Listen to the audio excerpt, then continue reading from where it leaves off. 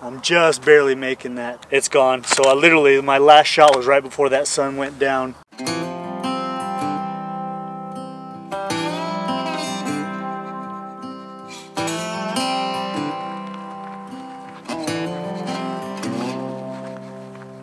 The best way to tell when you're gonna have a colorful sunset is, one is lots of high altitude clouds and then clear skies towards the horizon.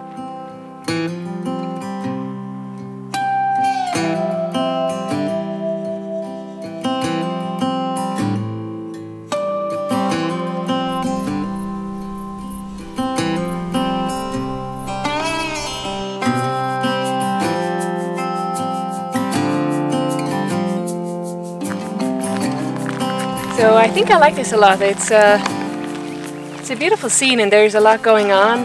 The ironwood trees that are blooming right now, it looks beautiful. I think it's the saguaros which give it a lot of uniformity from top to bottom. But they're not all the same height, so they're ending in different heights, which I think makes it very interesting if you're just following the top of the cactus and it leads you through the landscape. I'm usually very particular about the trees or top of something not interfering with the sky, but I don't mind it here. I think it works good. I am so happy to be back out here. It's about 20 degrees cooler than when we were here the last time for our last video in Arizona, so it's really nice to get back out. You know, everything is starting to open back up here in Arizona, so I was able to get my hair cut finally. I didn't have to do it myself, which makes Chris happy. I don't look like a baby penguin anymore. Today we're out here, we have some beautiful conditions, we have some really high altitude clouds. The best way to tell when you're going to have a colorful sunset is, one is lots of high altitude clouds and then clear skies towards the horizon where the sun is setting or rising or whatever. Right now it looks like we have some openings in the sky towards the west where the sun is setting, so really high potential for a colorful sunset. And we have these ironwood trees that are blooming right now, these really purple trees, and they look absolutely beautiful. I'm not sure if they're photogenic or if I'll be able to get a good photo of them, but they look amazing. So today we're hopefully going to get a really nice, very colorful sunset.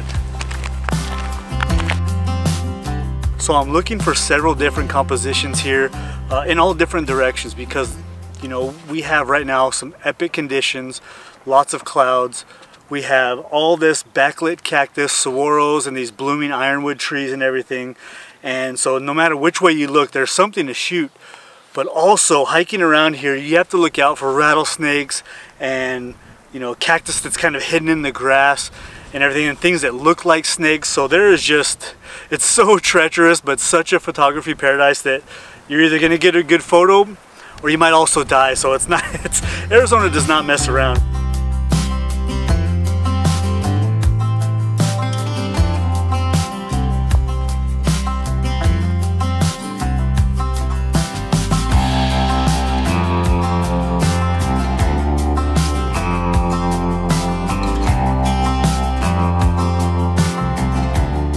Alright, well, it's taken me quite a while to find something that I really like, and I found some cholla cactus that are going to be backlit. I'm shooting directly into the sun, so this is going to be a technical shot where I'm going to have to focus stack and then also exposure blend.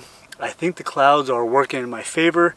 I have a vertical and I have a landscape orientation plan. I'm going to do both to see which one I like better, and then I have one other composition that I think I like that is going to be kind of my secondary, facing in a different direction. So I have some backups. I think this is going to work out really nice. It's going to be very dramatic, very in your face with these chollas that are right up here close to the lens. And yeah, I think it's going to be a pretty impactful shot. I think the clouds and I think the color is going to light up really nice. I think it's going to be a really good sunset.